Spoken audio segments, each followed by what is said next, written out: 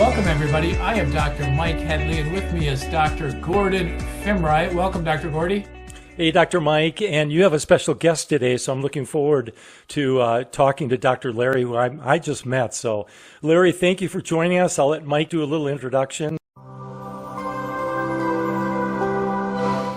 Yeah, I'm excited to have my chiropractor on the interview tonight, Dr. Larry Stember. He works on me in my office, so I really appreciate him and for that. But we're going to dive into a little bit more about acupuncture. We can talk a little bit about chiropractic as well, of course. But Dr. Larry, instead of you reading a big bio, why don't you just tell us a little of your background, where you grew up and your education, and then about a little about chiropractic school and how you learned acupuncture. Give us a little background. All right, yeah. My pleasure to be here. And I have to say, Dr. Mike is my chiropractor as well. So we care for each other, and it's all good doing that. No, it's been an interesting journey. My undergraduate is in mechanical engineering, which in some respects, chiropractic is all biomechanics. So there's some commonality there, although you've got to work a little bit perhaps to find it. I worked in the engineering profession for a couple years and then kind of took a break and started exploring all kinds of different health aspects. Got into yoga for a while. That kind of morphed into nutrition and diet and Tai Chi. And I was spending so much time at it that I finally decided I've either got to get real serious about this or just forget it. So that ended up more education, more school. And a friend of mine who was a chiropractor, he gave me a book called Acupuncture by Felix Mann. One of the classics. It's an old book. And I read that book, and why I was interested in it, I really don't have a clue. But it was just very interesting to me. The whole subject matter was somewhat foreign, but yet at the same time, it had a real draw to me. So that kind of started the wheels turning. And at that time, acupuncture wasn't really accredited in the US other than at chiropractic schools. So my first love was acupuncture, and chiropractic was the only venue. There was some chiropractic or some acupuncture schools, but they weren't highly accredited, and I was traditional enough to know that I don't know if I could make a living doing acupuncture on the side. And I knew I could do well with chiropractic. And I also knew chiropractic was extremely grounded in physiology, anatomy, neuroanatomy, the whole thing. And as it turns out, the two complement each other just beautifully. I'm just kind of curious a little bit. Give us a little bit of the history of acupuncture. I mean, is it origins come from China? I mean, I've read stuff. It's so old. It's dated back to the Stone Age. And Well, yeah, you're right. It goes back probably 2,000 years. China, perhaps Tibet. So it's really old, and it's really somewhat of a mystery of how it evolved. And when I've taught classes, I just kind of say there could be two different pathways. It could be kind of an intuitive thing where people were living in a monastery someplace, and they spent a good deal of time meditating, doing Tai Chi, etc., and they became very in tune with their energy fields. And they started to see how these energy fields were moving in the body and found points that were along those energy pathways. The other one might be actually more academic, more Western, but it's kind of like when one of your kids gets hurt or somebody gets hurt, you initially want to go up and you start rubbing around on the area where the pain is. And so perhaps over a period of time, they began finding points that were affiliated with certain parts of the body. And there might have been like a medicine person, etc., that became very in tune with this. And then over a period of hundreds of years, it became well documented. I love to think of the meridians or pathways as kind of the highway of the body's energy system. And if I was ever teaching at a chiropractic school or something like that, you've got your neuroanatomy, you've got neurology, you've got cardiology, geriatrics, the whole bit. And I would have a class in meridian anatomy, energy systems, that would be taught in conjunction with the other systems. So you can take ohmmeters and electrical devices, and you can find these points on the body. And so they do exist, and there is an energy system in the body. And in yoga, they probably call it prana, something like that. In acupuncture, we call it ki or chi. And it moves through these meridians, of which there are 12 main meridians. And that's called the general circulation of energy. Lung, large intestine, stomach, spleen, heart, small intestine, gallbladder, liver, heart constrictor, triple heater, and bladder, kidney. So it's moving through these meridians in this pathway. And the meridians, I think it's safe to say it's kind of the underlying highways of the body's energy system. And all these other energy techniques, which I'm sure you guys are familiar with and have probably studied some of them yourself, I kind of feel like they go off of the meridian system. So, there's like polarity, Reiki, Jinshin Jitsu, Shiatsu, all these different techniques which are working with energy. The beauty of knowing the acupuncture pathways is you can always resort back to them and you know why you're doing something. So if you're doing a polarity hold on the occipital ridge and down on the sacrum, you're encompassing the bladder meridian, and that's one of their basic holds. So it becomes really interesting. Reiki, again, has all kinds of holds, which in my mind are following the meridians.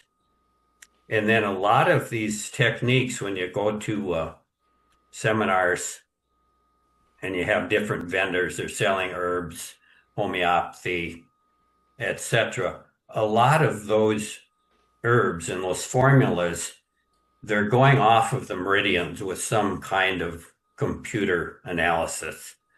So there's so many different ways that the meridians are being used. Wow, thank you for sharing that. That's fascinating. And our body seems simple, but actually it's kind of complex how it all is intertwined and related and meridians and neurology and that. So thank you for sharing that, Dr. Larry. So first question about meridians. Is there any relatability to the meridians to the Western type of looking at the body? Is there any relatability? Is there just completely different systems? So that's my first question. Yeah, that's an interesting question. The bladder meridian, which runs from just above the superior orbit here down to the lateral aspect of the little toe, is the longest meridian. It runs right down the spine. And so they have these points called the association points. And they started about T1, the thoracic one, and moved down to L5. And so those association points up from like T1 to T4, those are heart and lungs. And then you go down to like T6 through T11, 12, you got liver, gallbladder, stomach, spleen. And then you go down to L3, L5, and you got large intestine. So you guys being chiros, what is that's a Merrick system, isn't it? Merrick system, it sounds like, yeah. Yeah. So the Merrick system is almost identical to the association points in acupuncture, and those association points have been around forever. So I guess to answer your question, I think there is definitely some corollaries between neuroanatomy and acupuncture points. Fascinating. Hey, Second question is you use the needles. Are they the same needle as you use in dry needling? And kind of differentiate the two so our viewers will kind of understand it a little bit better. Yeah, that's a good question. I haven't been schooled in dry needling. It's not something that is really in the curriculum within the chiropractic vein, but dry needling has become very popular as of, I don't know, the last 10 years. There's these points in acupuncture they call chi points, and they're basically points of pain. And so with dry needling, they're going in and they're hitting these points of pain and sometimes hitting right along a nerve pathway. And so it's by definitely no means traditional acupuncture. In fact, I don't think traditional acupuncturists think very highly of it. Much of the training for dry needling probably takes place on like 2 weekend seminars, and then they go back and do it. The needles, I think, as far as I know, are probably similar. Dr. Larry, give our listeners and our viewers, like if you saw me and you've done acupuncture on me and you don't have to do the complete workup, but if I was complaining of lower back pain over L5, S1, the sacroiliac joints, just the lower back, maybe tell our listeners how many needles roughly you would use, how long you'd keep the needles in, what's a typical session like? Is it sore to get the needles in? I know some of these answers, but do you feel it going in? Do you ever get bloody? Tell us a little bit about a typical session just for average low back pain. Yeah.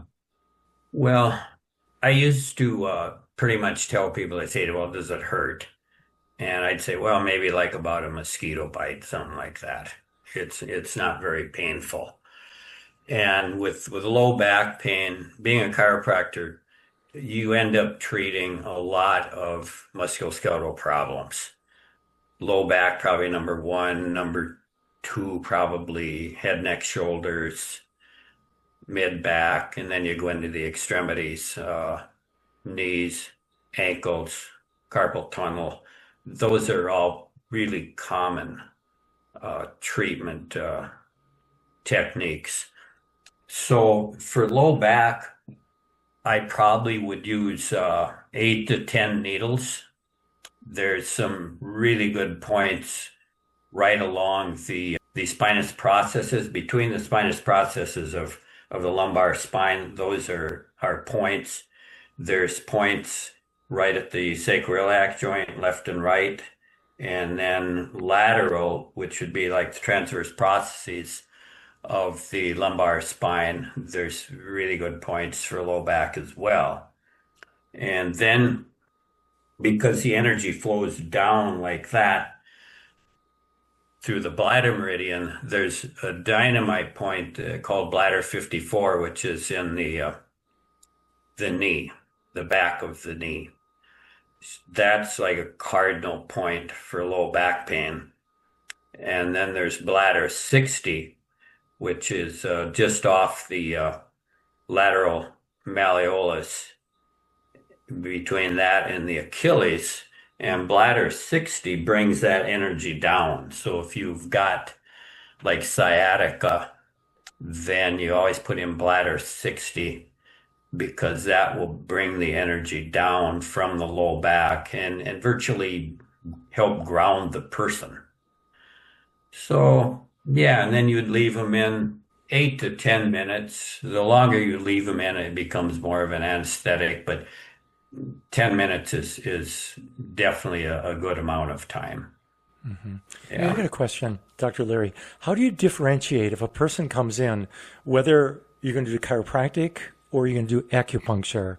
And also, a second part of this question is, do you do Chinese medicine at all or anything related? Second question first.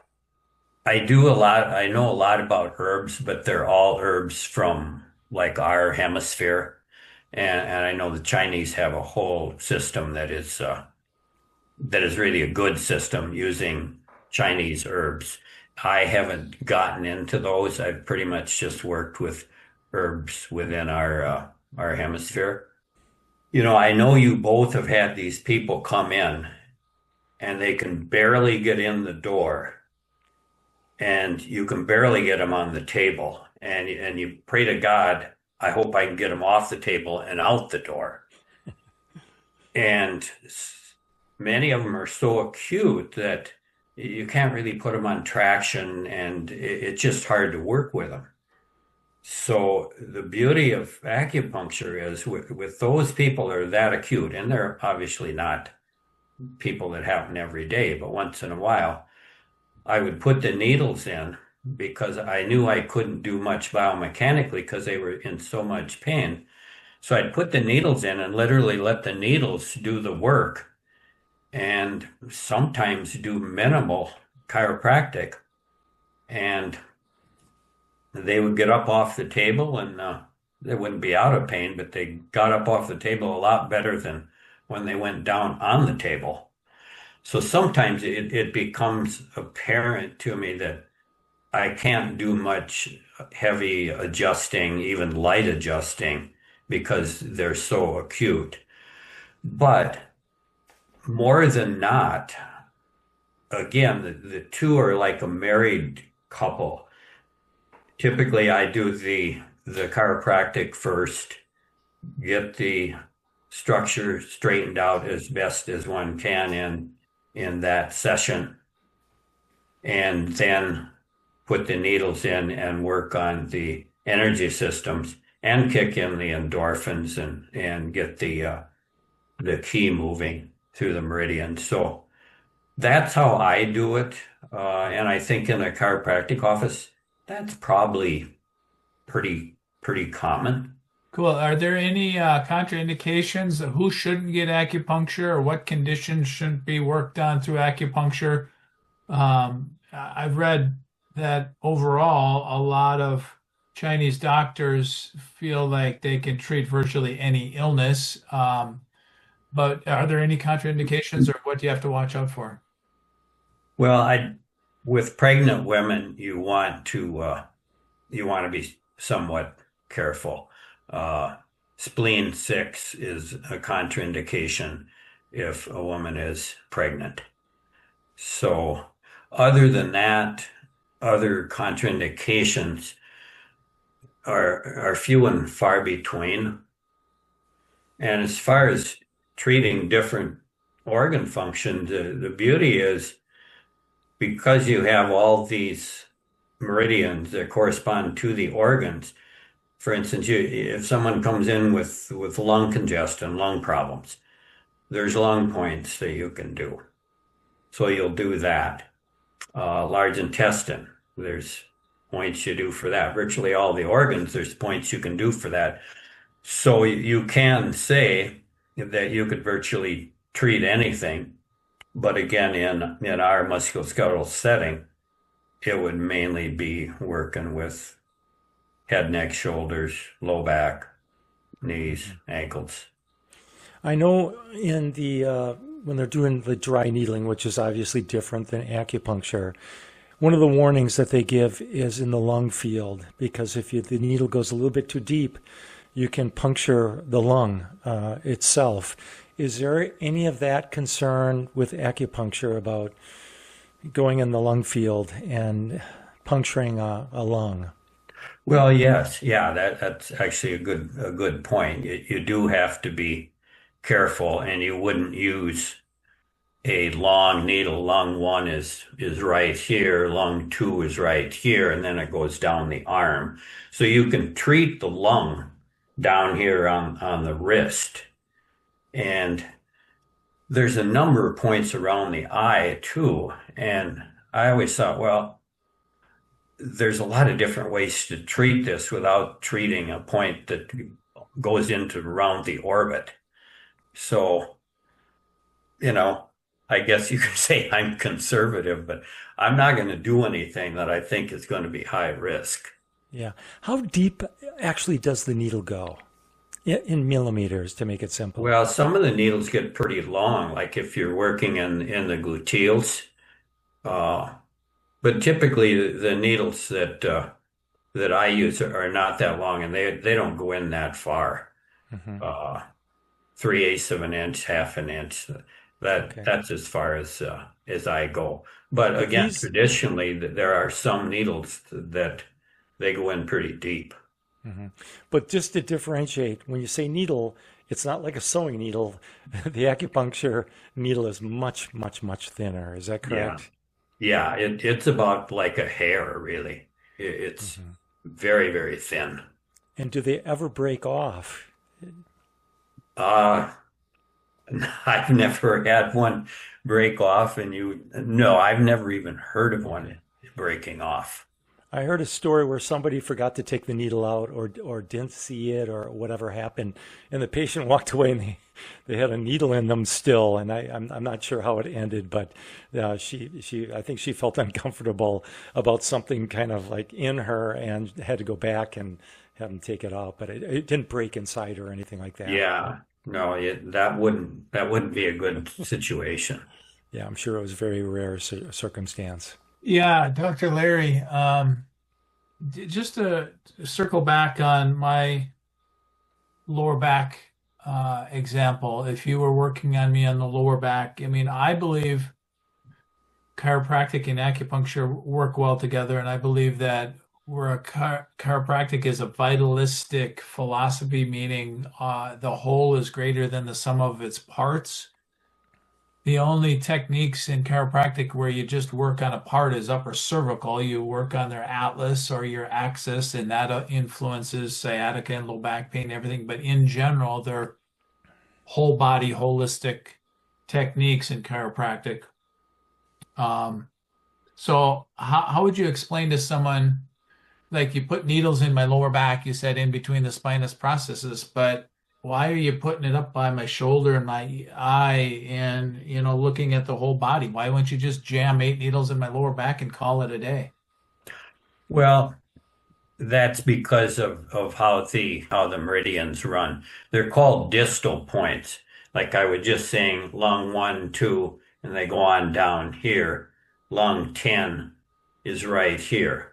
So this is a distal point on the lung meridian. So you can treat lung problems distally as opposed to going up here. And the same would apply to low back, like bladder 60, which is just off the lateral malleolus and the Achilles tendon. That would be a distal point.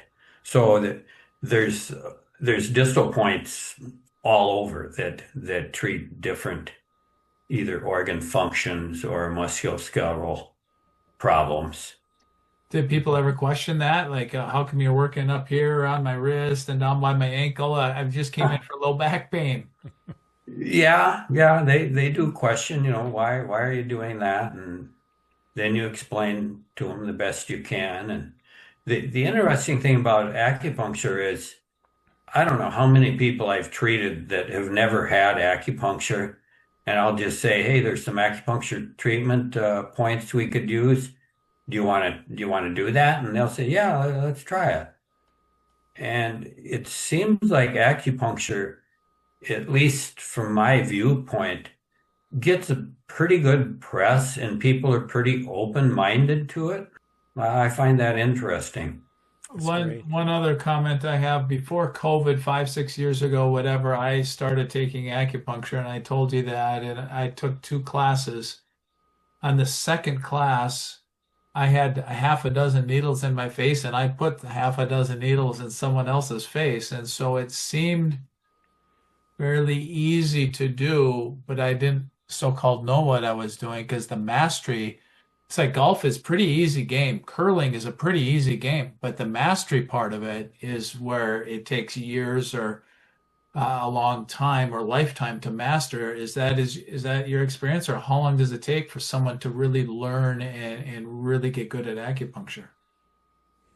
I see your point. I think that's somewhat true.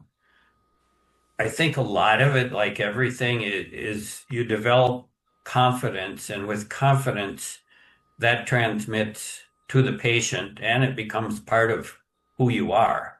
And so when I say, hey, I'm going to put these needles in your low back, it typically really helps. It's not like I don't think it's going to help. I know it's going to help. And so I think that develops over a period of time, and where the understanding of it becomes just who you are and what you do. Cool. That's Like what Jim Parker says, faith, confidence, belief in your products, services, ideas, and the more repetitions you have, the more results you get, the more confidence you have. Then people walk in the door. They don't ask questions. They say, I heard you can help me. Where do I lay down? exactly. I have a question. As us as practitioners of chiropractic, we've had these cases that are kind of miracle cases, and we're like, whoa, unbelievable at times. Can you share with us some kind of a miracle, just outstanding cases that you may have had using acupuncture?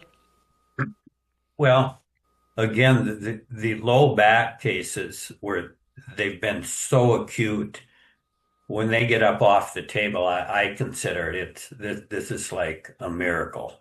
I can't believe they're getting up off the table. Hmm. And I've had some of that happen with knee treatment as well, where people, the cartilage was pretty much very minimal. It was just about gone.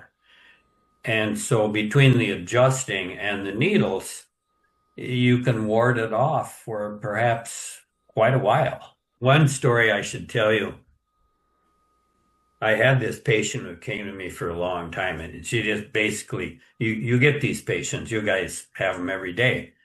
They totally trust what you're doing, the modalities you use, they just trust you. So this woman unfortunately ended up, she smoked a large portion of her life, and she was in her last days. And so she called me and she said, well, would you come out? I wanted treatment. So I went out to her house, and I worked on her a little bit. It was all palliative care. I mean, I wasn't going to do much. So I was getting ready to leave, and she said, well, Dr. Stember, you forgot to do the needles. And I just couldn't believe it. It's like her faith in the acupuncture was probably greater than mine at that moment. And the sad part of the story is, well, I don't know if it's sad, but it's just the way it was. She died within about 24 hours after that.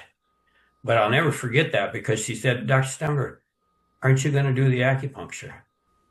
So I know you guys get these patients like that, but it's beautiful when it happens. Any other words of advice or for our listeners on acupuncture and chiropractic? You've been around the block a little bit, studied a lot of different things, have a really interesting background in engineering, and kind of like Gonstead was an engineer and looked at the spine, as levers and biomechanics. That's how Gonstead took the full spine X-rays and drew lines and looked at it that way. What are your last parting words you want to share of all your wisdom?